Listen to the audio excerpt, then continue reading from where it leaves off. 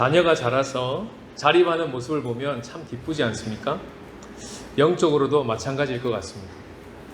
처음 복음을 듣고 회심을 하게 되고 거듭나게 되면 새로운 생명이 주어지고 그리고 영적인 아이로 태어나는 것이죠. 처음에는.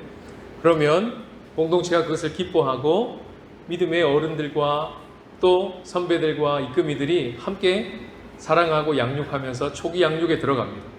방치하지 않는 것이죠. 그가 자라도록 도와줍니다. 그러면 그 영적 아이였던 친구가 점점점 자라서 자립하게 되고 어느덧 영적 청년이 되어 있습니다.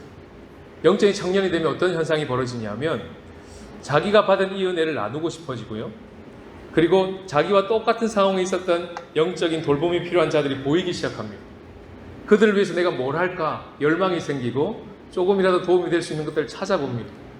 그리고 옆에서 지지해주고 기도해주고 때로는 같이 아파해주고 그러면서 계속해서 내게 주신 은혜들을 옆에 친구와 따르미들에게 나누고 싶은 마음이 들죠. 그렇게 살다 보면 어느덧 돌아보니 자기가 영적인 청년을 지나서 부모가 되어 있는 모습을 보게 되는 것입니다. 베드로는요, 이 과정을 다 거쳐갔습니다. 그래서 오늘 본문에 보시면 베드로는 그런 복음을 만나고 사람이 어떻게 자라가는지에 대한 A부터 Z까지의 그림을 베드로는 머릿속에 그리면서 오늘 말씀을 전하고 있다는 것을 알게 됩니다. 오늘 본문에도 드러나지만 구원에 이르도록 자라게 하려 함이라, 이런 말이 오늘 말씀에 나올 것입니다. 그 말씀이 나오자마자 그 앞에 보시면 갓난아기라는 단어가 나와요. 2절 말씀에. 그리고는 2장 4절 끝에 보시면 거룩한 제사장이 될지어다 이렇게 나옵니다. 여기가 Z예요. 갓난아기가 A입니다. 갓난아기에서 시작해서요 거룩한 제사장이 됩니다. 물론 우리는 예수님을 처음 믿을 때부터 신분상 거룩한 제사장으로 부름받죠. 문제는 역량이 되냐는 겁니다. 정말 그런 역량이 되냐? 신분만이 아니라 정말 그런 존재로 내 삶에서 복음이 작동되냐? 거기까지 간다는 거예요. 그게 거룩한 제사장입니다. 베드로전서 5장의 편지가 주어지지 않습니까? 5장에 가시면요 더 선명하게 드러납니다. 베드로는요 예수님께 복음을 받고 그가 예수님 때문에 장로로 선 사람이죠. 그런데 편지하기를 뭐라고 이야기합니까? 나와 같이 장로된 자들이요 하고 5장에 편지를 합니다. 무슨 말입니까?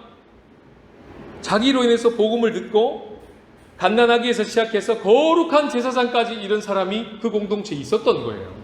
거기서 끝납니까? 그 장로들은 또 누구를 봅니까? 그 공동체에 자기가 맡은 양떼들이 있어요. 그 양떼들을 유심히 보니까 그 속에는 또 누가 있습니까? 젊은이가 있네요. 믿음의 4세대가 보이십니까? 베드로로부터 시작해서 장로로 이어지고 그 장로가 맡은 양떼들을 돌보고 있고 그 양떼들이 젊은이들을 포섭하고 있는 영적 청년들이겠죠. 이들은 자립하기 시작한 자들이겠죠. 젊은이들입니다.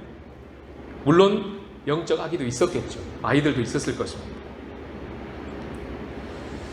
성도의 무엇을 보고 영적으로 자립했는지 알까요? 오늘 본문은 그것을 가르쳐 줍니다. 바로 2절 말씀에 나오는데요. 순전하고 신령한 젖을 사모하는 자리로 나아가는가? 그걸 보고 안다는 거예요. 여기서 순전하고 신령한 젖이 뭘까요? 말씀입니다. 말씀을 사모하는 자리로 나간다는 것이죠. 일주일에 내가 말씀 앞에 나가는 자리가 이 주일날 목사님으로부터 선포되는 이 선포된 말씀만 있는 것이 아니고 개인적으로 각자의 삶의 자리에서 여러 가지 모양으로 기록된 말씀 앞에 선다는 것이죠. 그 사람은 자립이 되기 시작한 사람입니다. 영적으로.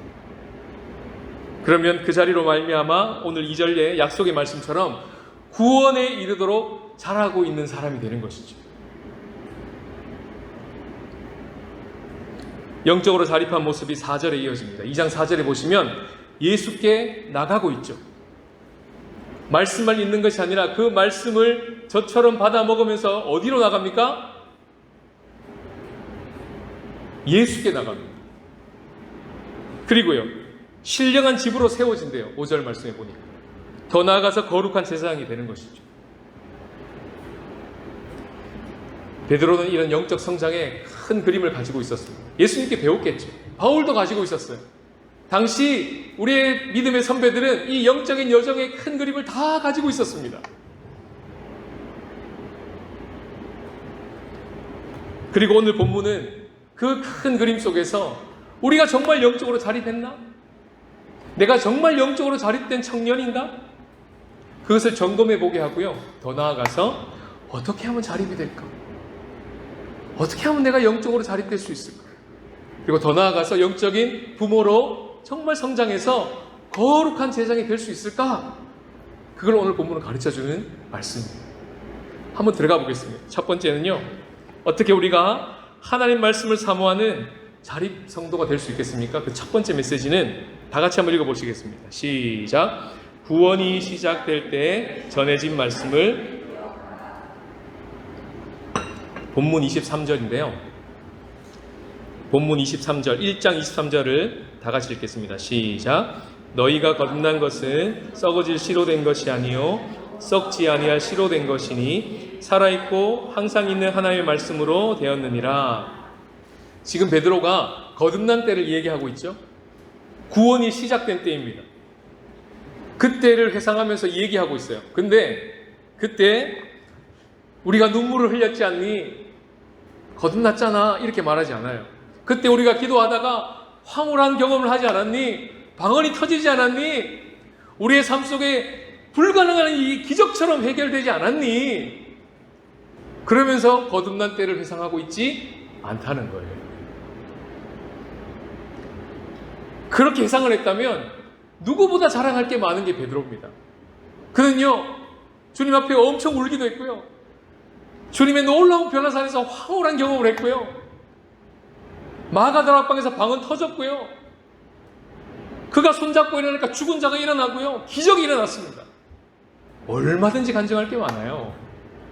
그럼에도 불구하고 그 베드로는 거듭난 때를 회상하면서 뭘 가지고 옵니까?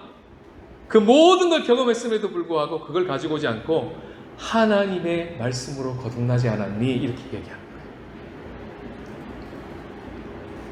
앞에서 얘기했던 그 모든 경험들은 너무나 소중한 경험들입니다. 우리가 거듭날 때 어떤 사람들은 그것을 정말 경험했고요, 어떤 이들은 그런 경험을 못한 사람도 있습니다. 괜찮아요. 누구한테는 그런 일이 벌어지지 않습니다. 아무런 사건이 벌어지지 않는데 회심이 일어날 수 있어요. 얼마든지요. 그러나 분명히 공통적으로 벌어지는 경험이 있는데 그게 뭡니까? 하나님의 말씀을 들었다는 겁니다. 그거는 누구도 예외 없이 똑같아요. 살아있고 항상 있는 하나님의 말씀을 듣고 그것을 복음으로 받아들이고 그리고 거듭났다는 것은 모든 성도들의 공통점입니다. 그것을 끄집어내고 있습니다. 지금. 본문 25절을 한번 볼까요? 하반절에 보시면 너희에게 전한 복음이 곧 이 말씀이라 이렇게 얘기하고 있죠. 앞에서 23절에 뭐라고 그랬습니까? 항상 있고 살아있는 하나님의 말씀이다. 그게 너희들을 거듭나게 했다. 그건 썩지 않아야 할 씨고 그것이 바로 너희들에게 전달된 말씀이며 그것이 곧 복음이다. 다시 한번 강조하고 있죠. 이 말씀을 권면을 듣는 이 편지를 받는 튀르키예 공동체들이 무슨 생각을 했을까요? 당연히 자기들이 거듭난 때의 과거를 회상했겠죠. 맞아. 그때 내가 처음 복음을 들었을 때 하나님 나에게 이런 말씀을 주셨지. 그 말씀이 나의 인생의 비포와 애프터를 바꿔놨지. 그 말씀 잊을 수 없지. 맞아. 내게 주신 인생의 말씀을 생각하지 않았을까요? 베드로가 회심할 때도요 마찬가지였습니다. 베드로가 여러분 언제 회심했을 것 같습니까? 성경을 읽어보시면 요때 회심했어 딱 하고 딱 회심, 베드로가 회심했어 이렇게 가르치면 좋을 것 같은데 그런 말씀은 없어요. 이야기로 쫙 풀어놨습니다. 근데 묵상을 하다가 어디쯤 회심을 했을까? 제가 생각났던 지점은 십자가 앞이에요. 여러분 십자가 앞에서 대표적인 두 제자가 십자가 앞에 반응하는, 십자가의 예수님 앞에 반응하는 모습이 나옵니다. 그게 누굽니까? 베드로하고 가룟 유다예요. 똑같이 실패했습니다. 똑같이 철저하게 무너졌어요. 그런데 그 뒤의 결과는 완전히 정반대입니다. 왜일까요? 그거를 마태는 놓치지 않았어요. 마태는요, 마태복음을 쓰면서 일부러 그 두 지점을 딱 비교해서 베드로는 어떻게 반응했고 가룟 유다는 어떻게 반응했는지 잘 보셔요 하고 우리들에게 안내해 줍니다. 한번 볼까요? 가룟 유다는 베드로의 반응부터 나오는데 마태복음 26장 75절인데요. 다 같이 한번 스크린 보시면서 읽어보시겠습니다. 시작. 이에 베드로가 예수의 말씀에 닭 울기 전에 네가 3번 나를 부인하리라 하심이 생각나서 밖에 나가서 심히 통곡하니라. 뭘 생각했다고요? 예수의 말씀이 생각났어요. 이게 중요합니다. 가룟 유다의 반응 볼까요? 바로 다음 절에 이어집니다. 27장 3절 5절 시작. 그때에 예수를 판 유다가 그의 정죄됨을 보고 스스로 뉘우쳐 스스로 목매어 죽은지라. 똑같이 뉘우쳤어요. 그런데 베드로는 하나님의 말씀을 생각하며 뉘우쳤고요. 가룟 유다는 자기가 지금까지 내뱉었던 말, 자기가 지금까지 했던 모든 행동 스스로 뉘우치며 목매어 죽었어요. 그 결과는 하늘과 땅 차이로 갈라집니다. 이처럼 베드로의 결정적인 회심의 지점에는요, 예수의 말씀이 있었어요. 근데 누가복음에는요, 이 예수님의 말씀을 더 풍성하게 우리에게 알려줍니다. 요 말만 하신 게 아니고요, 닭 울기 전에 너 3번 나를 부인할 거야? 요 말씀만 하신 게 아니고 그 앞에 이 말씀까지 하셨어요. 제가 읽어드릴게요. 누가복음에 나옵니다. 시몬아 시몬아 보라, 사탄이 너희를 밀가부르듯 하려고 요구하였으나 그러나 내가 너를 위하여 내 믿음이 떨어지지 않기를 기도하였노니 너는 돌이킨 후에 내 형제를 굳게 하라. 그가 말하되 주여 내가 주와 함께 오게도 죽는데도 가기를 각오하였나이다. 이르시되 베드로야 내가 내게 말하노니 오늘 닭 울기 전에 네가 3번 나를 모른다고 할 것이다. 그리고 닭은 울었고 베드로는 주님의 말씀이 생각나서 심히 통곡하며 울었던 거예요. 닭 울기 전에 네가 나를 3번 부인하리라 하는 말씀만 생각났을까요? 예, 그 지점이 너무나 생각났을 거예요. 너무나 중요한 복음입니다. 그게 베드로는 그것이 복음이라는 것을 깨달았어요. 뭐죠? 말씀에도 되어 있듯이 내가 감옥에도 내가 옥에도 죽을지언정 예수님을 따를 겁니다. 그 내가가, 그 베드로가 어떻게 산산조각이 나는지, 그 내가가 얼마나 비참한 내가인지, 그 내가가 주인 되어 살아갔던 베드로의 삶이 얼마나 비참한지를 보라. 그게 복음입니다. 우리는 그 지점을 봤습니다. 회심이 선명하다면 그 지점에서 씨름했을 거예요. 내가 주인 되어 내가 베드로처럼 내가 할 수 있다고 생각하여 그렇게 아둥바둥 살았던 그 모든 삶의 결론이 예수님을 3번 부인하는 것 같은 철저한 실패로 끝나버리는 그 인생의 쓴맛 앞에서 네가 왕이 아니야, 네가 주인 아니야, 내가 주인이거든, 주인 바꾸고 살자. 네가 실패하기 전에 내가 너를 위해 기도했어. 네가 호언장담하면 내가 할 때 네가 3번 나를 부인하라고 말하고 있는 그 내가가 너를 구원할 거야. 베드로는 이 지점에서 회심한 겁니다. 복음을 들읍니다. 복음이 뭡니까? 네가 주인 아니야, 내가 주인 아니야, 이 교회의 주인이 사람이 아니야, 목사가 아니야, 누구 한 사람이 아니야. 이 온 세상의 주인이 하나님이시오. 우리의 주인이 하나님이시오. 예수 그리스도야. 그분이 주인이고 왕이야. 이게 복음의 핵심이죠. 거기에 우리 인생이 꽝꽝 하고 부딪힌 거예요. 베드로는 거기에 부딪힌 겁니다. 가룟 유다는 거기에 부딪힌 거예요. 그리고 베드로는 회심했고 가룟 유다는 스스로 목을 메어 죽었습니다. 그때를 생각하면서 베드로는 편지를 쓰고 있었던 것입니다. 너희가 거듭날 때 하나님의 살아있고 항상 있는 하나의 말씀으로 된 것이니 이렇게 말하는 거예요. 그리고 자기가 호언장담하던 말대로 될 수 없다는 사실을 깨닫고 주인을 바꾸고 나니까 어떤 일이 벌어집니까? 예수님이 자기가 했던 말 앞에 하셨던 그 말씀 그대로 돌이키게 됐고요. 그대로 형제를 굳게 세우는 일들을 하게 되기 시작합니다. 그게 사도행전이죠. 그리고 지금도 편지를 쓰면서 형제를 굳게 하고 있는 일을 하고 있는 거예요. 뭐죠? 살아있고 항상 있는 말씀이 지금 베드로를 작동하고 있는 거예요. 그러면서 편지를 쓰고 있는 것입니다. 그 회심했을 때, 거듭났을 때 나를 거듭나게 했던 그 말씀이 지금도 나를 붙들고 있어. 그러면서 편지를 쓰고 있는 거예요. 주님의 말씀대로 되고 있구나. 이걸 경험하면서 고백하고 있는 것이죠. 그래서 썩지 않는 시라고, 항상 있고 살아있는 말씀이라고 그렇게 이야기를 하면서 편지를 써내려가고 있었던 것입니다. 이렇게 인생 말씀을 경험했던 자, 그 회심의 자리에서 어떤 눈물 콧물 다 쏟고 막 방언하고 뒤집어지고 환상을 보고 헌신하고 결단하고 이런 게 아니라, 그게 소중하지만 그게 우리를 거듭나게 한 것이 아니라 뭐가요? 하나님의 항상 있고 살아있는 말씀이 우리 안에 있는 모든 거짓된 말을 정조준하여 우리를 향해서 선포되고 있을 때, 꽉꽉 하고 인생이 부딪힐 때, 그때 우리가 주인을 바꾼 거예요. 그렇게 하나님의 말씀을 처음 들었던 자들은, 그리고 그 말씀이 베드로처럼 계속 살아있고 항상 있는 말씀으로 작동되는 자들에게는 하나님의 말씀이 신령하고 순전한 젖이 되어서 그분 앞에 사모함으로 나가는 것이 가능하지 않을까요? 그 입맛을 계속 당기지 않을까요?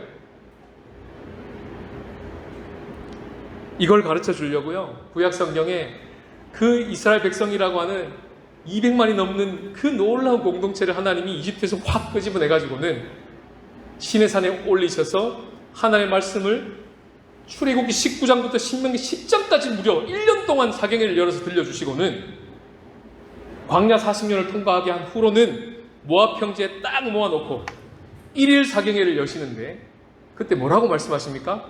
너네들이 이 40년 광야 생활을 왜 통과한 줄 아니? 내가 정리해 줄게 하면서 하나님이 모세를 통해 한마디 하세요. 이렇게 말씀하십니다. 너를 낮추시며 너를 줄이게 하시며 또 너를 알지 못하며 내 조상들도 알지 못했던 만나를 내게 먹이신 것은, 이거 가르쳐 주려고 한 거야. 사람이 떡으로 사는 것이 아니요 여호와의 입에서 나오는 모든 말씀으로 사는 줄을 알게 하려 하십니다. 이거 하나 가르쳐 주려고 40년을 투자하셨어요. 만나를 투자하셨어요. 매출하기를 동원하셨어요. 이거 하나 가르쳐 주려고. 무슨 말입니까? 누구 말 듣고 살래? 너 진정 누구 말 듣고 살래?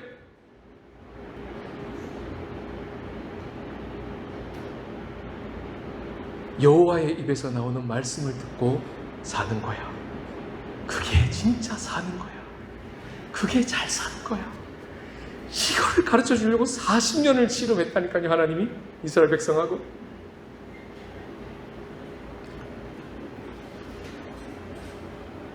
구원이 시작됐을 때 주신 말씀을 기억하라.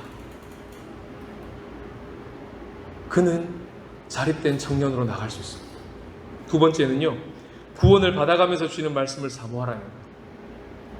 말씀으로 거듭나는 은혜를 읽게 되면요, 놀라운 은혜가 뭐냐면 우리 속에 들어와 있는 거짓된 말이 드러나기 시작합니다. 은혜죠. 왜 그럴까요? 진리가 들어왔기 때문에 분별이 되는 거예요. 이때까지 한 번도 들어오지 못한 말이 우리 안에 들어왔기 때문에 지금까지 들어왔던 것들이 상대화되는 거예요. 아닐 수도 있겠다. 하나님의 말씀을 듣고 보니 지금껏 우리 엄마가 나한테 해준 말이 아닐 수도 있겠다. 지금껏 내 친구가 해줬던 말이 아닐 수도 있겠다. 깨닫기 시작하는 거예요. 그게 2장 1절에 나옵니다.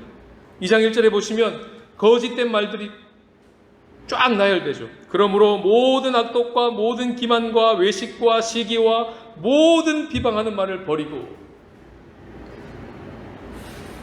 신학교에서 목회 실습 시간에 선배 목사님 와서 후배 전도사님들 앉혀놓고 이렇게 가르칩니다. 여러분, 목회 잘하고 싶으세요? 제가 오늘 팁을 하나 가르쳐 줄게요. 따라하세요. 불가근, 불가근, 불가원, 불가원. 잘 기억하세요. 무슨 말이에요? 성도들을 성도 목회 현장에서 만나면 너무 가까이 가지도 마시고요. 너무 멀리 떨어져 있지도 마세요. 적당하게 거리를 유지할 때 목회를 잘하게 될 겁니다. 이렇게 배워요. 여러분, 설득력 있게 느껴지십니까? 아멘 하고 싶으세요? 그러면 성경 가져와 보세요. 성경에 그런 말이 있는가? 목회 현장에 갔습니다. 알았습니다. 거짓이구나. 비진리구나. 기만전술이구나. 깨달았습니다. 사탄이 우리를 어떻게 속입니까? 구더기 무섭잖아. 장 담그지 마. 이 말이에요. 구더기 맛 안 봤지? 쓴맛 봤지?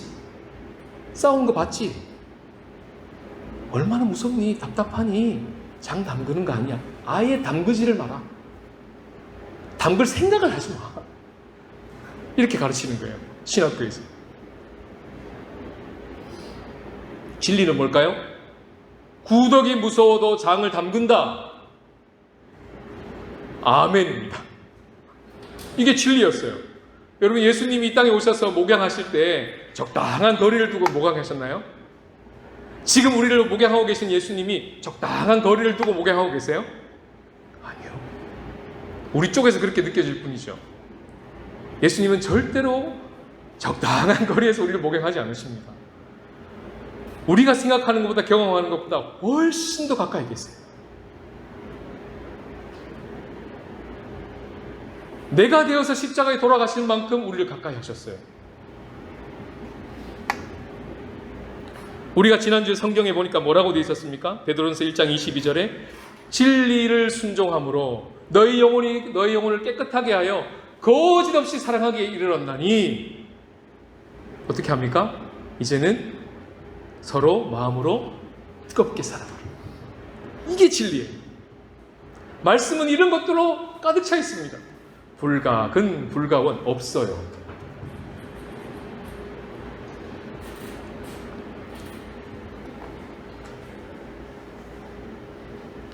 신실한 공동체라고 하는 이 장을 담글 수 있는 능력이 목사의 성품에 있지 않다는 거예요.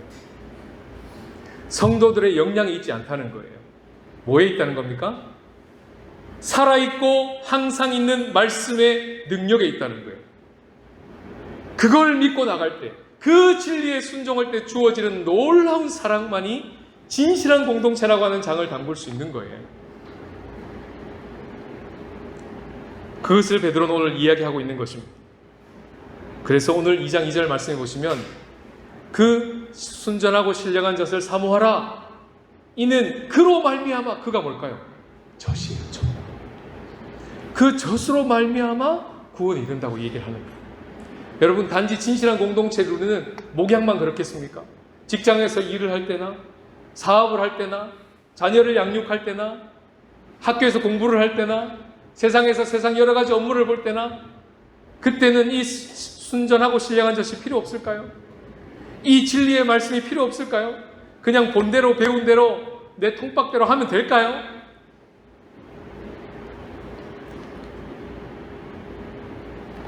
주님 오늘 말씀을 통해서 2장 1절에 보시면 모든 악독, 모든 기만과 외식과 시기, 모든 비방하는 말입니다. 무슨 말일까요? 진리의 말씀이 순전하고 신령한 젖이 모든 영역에 다 파고 들어갑니다.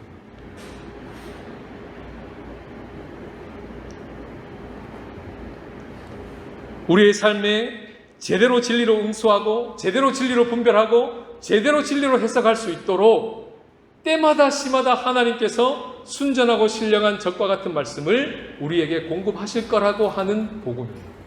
그러니까 어떻게 하라고요? 사모하라. 그러니까 사모하라고요. 여러분, 아기들 키워보신 분들은 이 갓난아기가 젖을 사모한다는 게 아실 거예요. 저도 봤거든요. 장난 아니에요. 엄마 젖을 물고요, 빨아 당기는 힘이 아프대요. 아내 말로 너무 아플 만큼, 죽을 만큼 빨아 당긴대요. 제가 봤거든요. 한결이, 한준이, 하연이 봤거든요.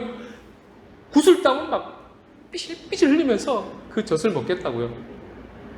온몸이 땀이 범벅이 돼서 그 젖을 빨아당겨. 이제 뗄 때가 되면 안 주잖아요, 엄마가. 일부러. 이제 이유식 해야 되니까. 우는 거 아시죠? 밤새도록 울어요. 엄마가 이기나 내가 이기나 한번 붙자 이런 느낌이에요. 끝까지 울어댈게요. 울어 제껴요. 울어요. 장난 아니에요. 그러다가 젖을 딱 물리면 언제 울었냐는 듯이 탁 거치고 막 빨아당기고 고이 자요. 그러다가 젖을 뗍니다. 그럼 이제 젖 안 준다고는 안 울어요. 언제 웁니까? 일어났는데, 낮잠 자고 일어났는데 엄마 아빠가 없어요. 웁니다. 하루는 마트를 잠깐 갔다 온다고, 아래 마트 갔다고 한 15분, 20분 비었나? 첫째인가 둘째인가 톡 일어나서는 가보니까 울고 불고 난리가 났어요. 엄마 아빠가 없다고. 근데요, 더 놀라운 거, 톡까지 했어. 톡까지 하면서 우는 거예요. 와, 그 냄새나는 톡을 닦고 눈물을 닦아주면서 괜찮아, 엄마 아빠 여기 있어 하는데 주님이 긋다 대고 저에게 말씀하세요. 선영아, 이게 사모하는 거야. 이게 사모하는 거야. 베드로는 애를 키워봤던 것 같아요. 결혼한 건 맞잖아요. 애가 있었을 가능성이 있을 것 같아요. 성경에 안 나오거든요. 부인은 나옵니다. 장모님도 나오고. 애는 안 나와요. 애가 있었을 것 같아요. 키워본 것 같아요. 예수님이 말씀하셨습니다. 나는 포도나무에 너희는 가지라. 그가 내 안에 내가 그 안에 거하면 사람이 열매를 많이 맺나니 나를 떠나서는 너희가 아무것도 할 수 없습니다. 이게 갓난아기 마인드. 예수님을 떠나서는 아무것도 할 수 없는 거예요. 이게 젖에 대한 태도이고 말씀에 대한 주님의 태도입니다. 그러니 우리는 매일 말씀 앞에 나아가야 합니다. 그 순전하고 신령한 젖을 사모하면서 기록된 말씀 앞으로 날마다 나가라고 주님이 우리를 초대하시는 거예요. 사모하라. 아멘이시죠? 사모하실 거죠? 진짜요? 여러분, 이렇게 드리는 베드로의 권면이, 또 저희 입을 통해서 나가는 이 권면이 여러분들에게는 어떻게 들리십니까? 목적어만 바꿔서 제가 다시 설교해 볼게요. 자, 여러분, 매일 씻으셔야 합니다. 매일 샤워장으로 나가실 거죠? 사모함으로 날마다 샤워장으로 나가셔서 씻으십시오. 사모하세요. 자, 요 느낌하고요. 앞에 말씀드렸던 이 순전하고 신령한 젖을 사모하십시오 하고 뉘앙스가 어떻게 다가오세요? 비슷하게 다가오십니까? 그러면 제대로 들으신 겁니다. 앞은 굉장히 무겁게 다가오고 뒤에 말은 그런 걸 또 뭐 설교까지 하세요 라고 다가온다면 뭔가를 놓치고 있는 거예요. 뭘까요? 자기가 갓난아기가 됨에 비참함이라고 하는 그 눈이 아직 덜 열려 있는 거예요. 그럼 무슨 말일까요? 매일 씻으셔야 합니다. 매일 샤워장으로 나가셔야 됩니다는 말이 하나도 어렵지 않게 다가오는 이유는 뭘까요? 내 몸이 하루라도 씻지 않으면 냄새나고 병들고 엄청 힘들어진다는 것에 대해서 온몸으로 받아들이고 있는 거예요. 그 눈이 이미 열려 있는 겁니다. 그러니까 샤워장으로 나가셔야 돼요 라는 말이 하나도 숙제같이 느껴지지 않는 거예요.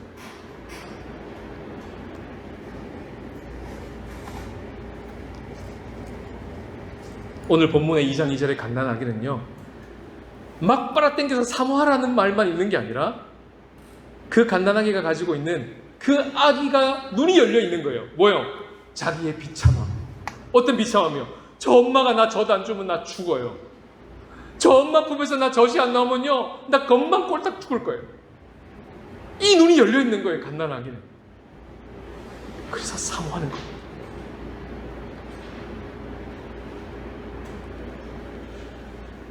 세상에 악독이 넘쳐납니다. 내 안에서 끊임없이 기만 전술이 계속 일어납니다. 끊임없이 시기하고요. 끊임없이 위선을 부립니다. 밖에 나가면 끊임없는 나를 향한, 우리를 향한 비방하는 말들 종종 듣곤 합니다. 거기에 대해서 우리가 잘 응수할 수 있으면 좋겠는데 왜 그렇게 잘 안 되는지요? 아랫집에서 층간소음 때문에 할머니가 한 5번 오신 것 같아요. 와서는 급기야 너네들은 거짓말쟁이야 라고 막 이야기를 하는데 아내 마음이 너무 상했나 봐요. 왜요? 저는 들리고 안 들리고 아내는 들리거든요. 저는 그냥 가만히 이렇게 보고 있고 분위기만 살피고 있고 아내는 그게 다 들리니까 너무 마음이 상했나 봐요.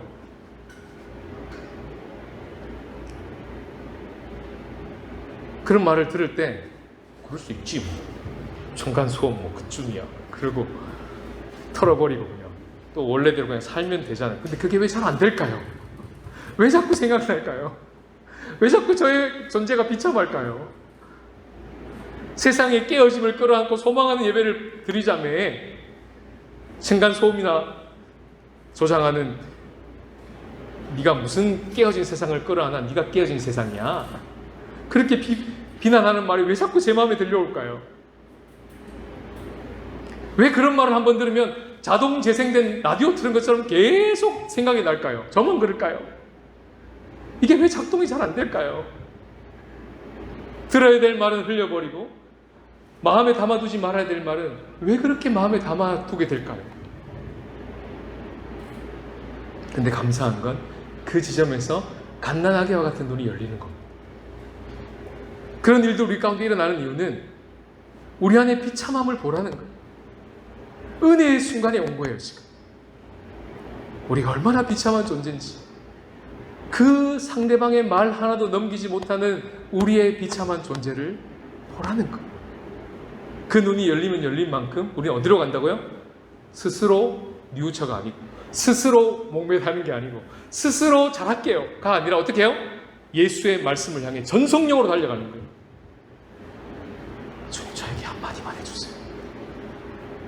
제 마음에 있는 이 비수같이 꽂힌 한마디가 100번 수천 번도 들리고 있는데 주님 저에게 한마디만 들려주세요.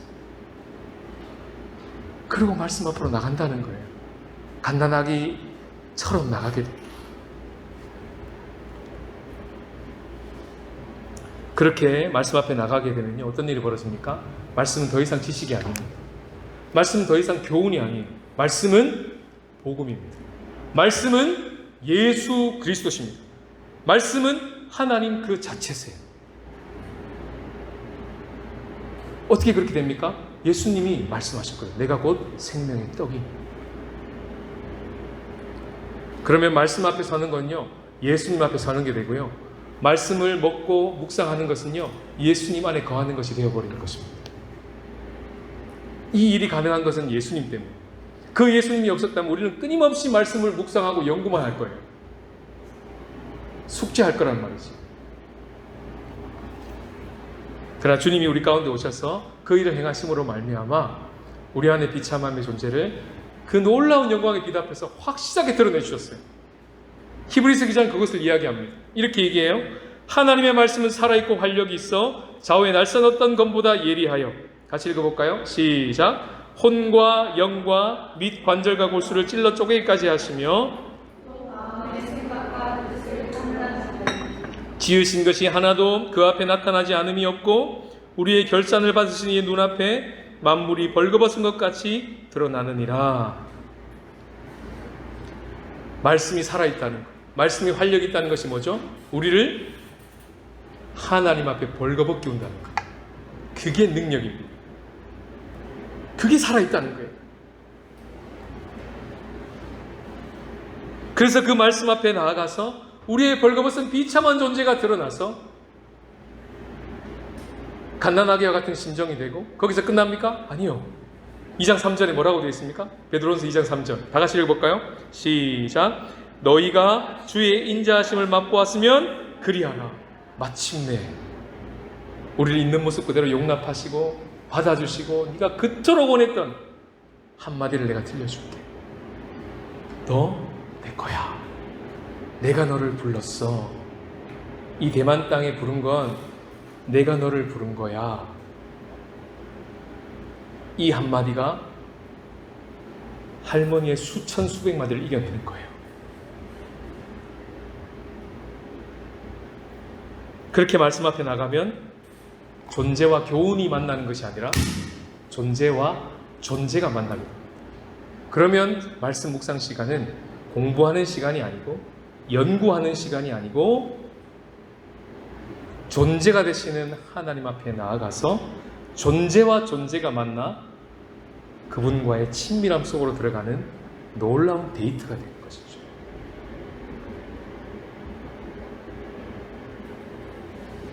그래서 말씀 묵상의 꽃은 적용이 아니고 예수님과의 친밀함입니다. 거기서 자립이 일어나는 거예요. 거기서 사람이 바뀝니다. 거기서 구원에 이르도록 자라나는 역사가 일어나요. 그때만이 말씀 묵상의 자리가 의무가 아니라 특권의 자리로 누려지기 시작합니다. 주님이 오늘 그 자리로 우리를 초대하십니다. 말씀을 맺으면서 오늘 본문에 나타나는 하나님이 해놓으신 놀라운 조치 하나만 더 나누고 마치려고 합니다. 그것은 연대입니다. 어떤 연대요? 베드로와 튀르키예 공동체가 연대되어 있다는 거 우리가 처음 시간에 배웠죠. 베드로전서는요 처음부터 끝까지 너희입니다. 우리는 4번밖에 안 나와요.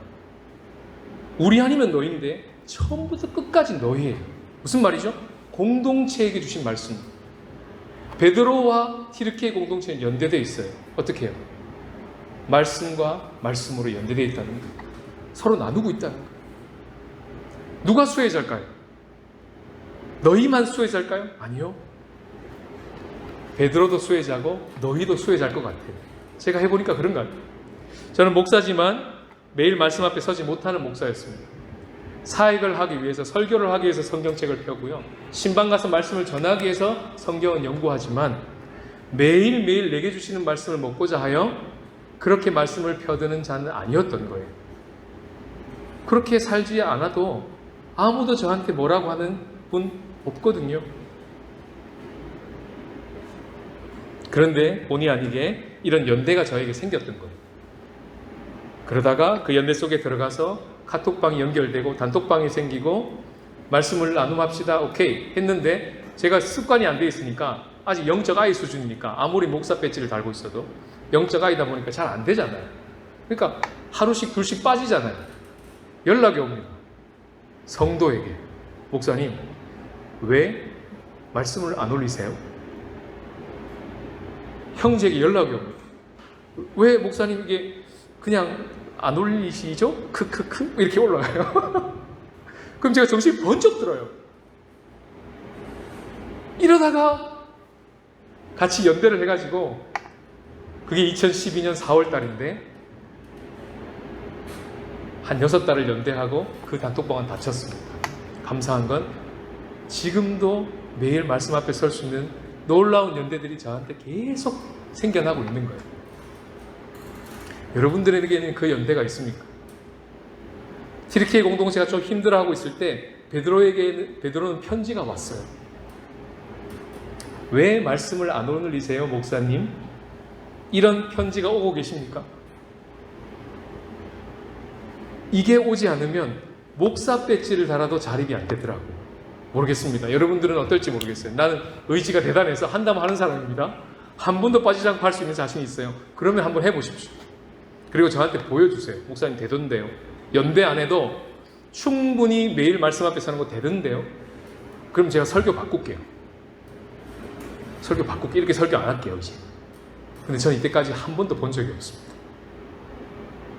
가끔 그런 분들이 나오는데요. 무서운 사람이 돼 있어요. 말씀으로 엄청 정죄합니다. 가까이 있는 사람 다 죽여요. 넌 왜 안 돼? 난 되는데 이렇게 되는 거죠. 너무 무서운 사람이 돼 있어요. 바라기는 이런 연대가 우리 공동체 안에 여러 가지 모양으로 생겼으면 좋겠어요. 주님 우리를 이 자리로 초대하십니다. 자립되는 기쁨. 영적 아이로 머물지 않고 이제는 영적 청년이 되어 스스로 사모함으로 말씀 앞에 나아가는 그 영적인 청년이 되고 더 나아가서 부모가 되는 그 자리로 주님이 우리를 초대하고 계십니다. 이제 우리가 반응할 차례입니다. 어떻게 반응할지 경외함으로 집에 돌아가셔서 이 말씀을 기억하시면서 순종함으로 나가시는 그런 한 주가 되시기를 주님의 이름으로 축복합니다.